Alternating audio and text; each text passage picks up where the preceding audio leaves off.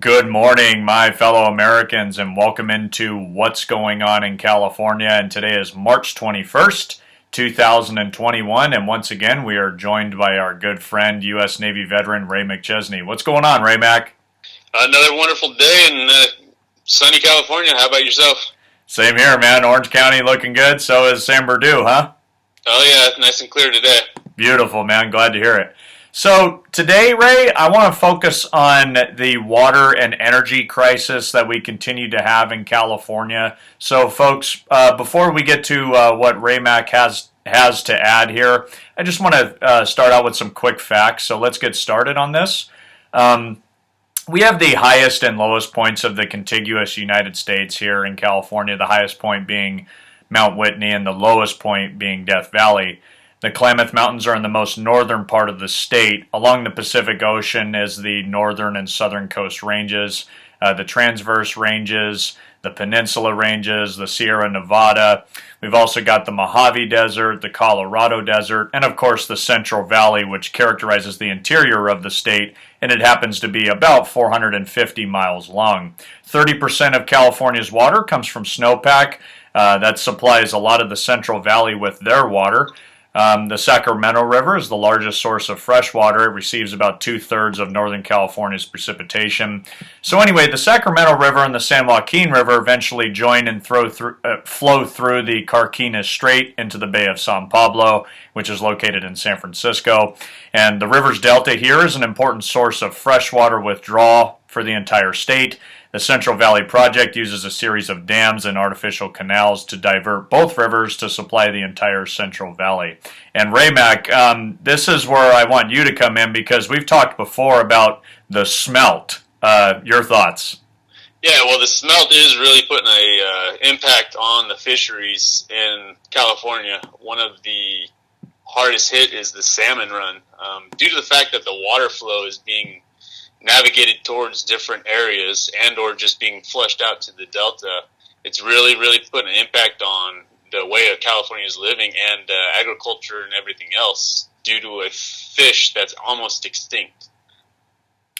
Right. So, yeah, I mean, there's supposedly over $3 billion already set aside for water projects, so it's not like California doesn't have the funds available. So they're totally available, but you got to wonder like where that money is going. Yeah, I mean, definitely need to look at where that funds are going and or who's in charge of these projects, and why are we not getting more input as far as recycling of water, new flows of irrigation, updating the irrigation. There's got to be better ways than just what we've been doing, obviously. And I guess we're not getting enough water. The point here is we're not getting enough water because of an almost extinct species of fish. Well, that's exactly, if you've been around California long enough, at least Northern California, you've always heard about this complaint of the smelt. Right. No, yeah, it's a pretty good point. And I want to bring in the LA Aqueduct, Ray, because this is also a vital part of our water supply, And the LA Aqueduct is essentially made up of two separate canals that tap water from the Owens River and its tributaries in the Owens Valley, and then it transports it to Los Angeles. But diverting this water, Ray, caused environmental damage, and the Owens Lake was deprived of its tributaries, which led to the lake drying up. And at times it increased withdrawal, and additional canals also threatened water levels at Mono Lake, which is an important spot for bird migration. Mono Lake is a pretty big lake off the 395, pretty close to the June Lake Loop, which is a little bit north of the Mammoth Lakes area. The Colorado River is another important asset for the water supply in Southern California. We basically have partly underground and partly above ground canals. In certain parts, the water has to be pumped over high mountain passages using pumping stations. And when we talk about projects like this, we've also got the California Aqueduct. Now, this aqueduct transports water from Clifton Court 4 Bay all the way to Southern California. And the Clifton Court 4 Bay is a key part of the State Water Project. And I should add, Ray, that the State Water Project is the single largest user of electricity in California. And we'll talk about the energy part in a bit. But you've seen all this for yourself, right? Because you're from the Grass Valley area and you've traveled up and down the state your entire life. So you've seen these projects in action, like the state water projects and so forth? Oh yeah, definitely. I've seen quite a bit of it, and my family is actually seeing quite a bit of change. When we first moved into our area of living, there was an open canal of water. Now that that's all piped in, they have total control of how much flow my mom's ranch can get by metering it and or shutting the valve. So they do have total control of the water flow in California, as much as people don't want to agree with that. And the rural areas suffer big time is the real point here. Correct, because they see the most money made in urban areas as far as their housing. They're able to cash in on our usage in Southern California versus the agriculture in Northern California. And a little bit of background here. So Project Water flows through Sacramento, San Joaquin Delta channels until it reaches the Harvey O. Banks pumping plant at Clifton Court 4 Bay, which is just south of Stockton, California. And here, 11 giant pumps lift the water 244 feet from the delta into the California Aqueduct, which is 444 miles long. So there's considerable differences in altitude along this journey, like the Tehachapi Mountains. So it's not exactly cheap to get the water to us. Like Ray, at the Edmonston pumping plant, the one at the Grapevine? That's over like 2,000 feet is what I'm told. You're very close. We have to raise the water over 1,900 feet. And in other places, the water drops abruptly. So here, hydropower stations are used to recapture as much energy as possible. And when we have droughts, it makes it that much more difficult, especially the cost. Obviously, in the past, when dam projects were happening, it flooded some Native American tribal lands. So we have to come up with better solutions, no doubt about it. I mean, do you have anything to add to that? Better solutions is definitely there. Recycling of water and just misuse of water. How many times have you seen your city or your county watering the byways in the middle of the day, or sprinklers just shooting out into the middle of the road, yet you're told that you're allowed only 55 gallons or we're going to tax you on it? Yeah, and we'll get to that 55 gallons per day per person in a little bit. But let's bring this conversation to the local level, Ray, before we dive into the energy issues also. And I just want to give a quick example here. The city of Yorba Linda and the city of Villa Park are two very beautiful cities in Orange County. They're also the highest users of water in the entire Orange County. And that's mainly because these cities have large lots with a lot of landscaping and communities that look very nice. Villa Park has a minimum half-acre lot. Many of the homes in Yorba Linda have a half acre or more, and there's also a lot of horse property in Yorba Linda, and horses obviously consume a lot of water. So it makes these areas unique, to be sure. I can remember just a few years ago, and this was when Jerry Brown mandated a 25% conservation goal. Some of the citizens from Yorba Linda went to the city council meeting and were very upset because their water bills were actually increasing even after they reduced their water usage during the drought. So I guess this brings up another question. How exactly do we hold Sacramento accountable or make sure they don't go too far when they tell us what we have to that we have to reduce our water usage, which effectively becomes draconian measures, given that they want us to use only 55 gallons per person per day here pretty soon? Yeah, the solution to that, I wish it was that easy. Obviously, I don't know how they're going to impose a lot of these. I've noticed that my family has cut back on their water usage this year compared to last, yet my water bill has increased.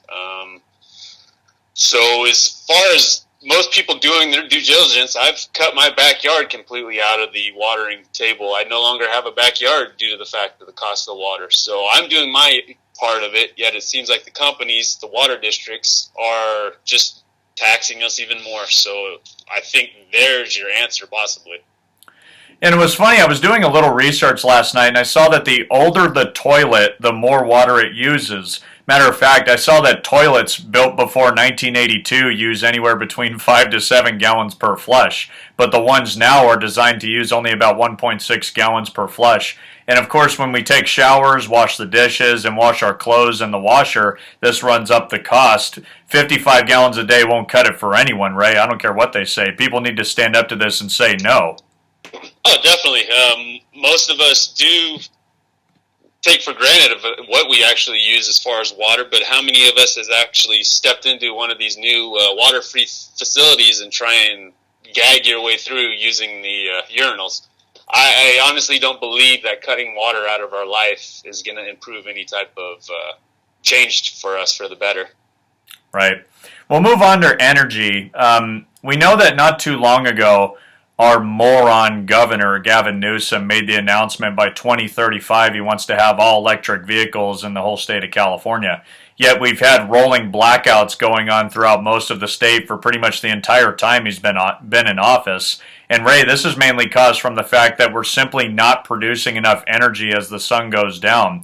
It was great to say let's go solar, but somebody had to figure out that solar is a daytime energy, and Sacramento doesn't have and has no plans to have the storage capability for that energy, and they're prohibited from building natural gas facilities to provide it. Thus, we're inevitably going to be seeing rolling blackouts for years to come if we don't change our policies. My question to you is, how do we solve this?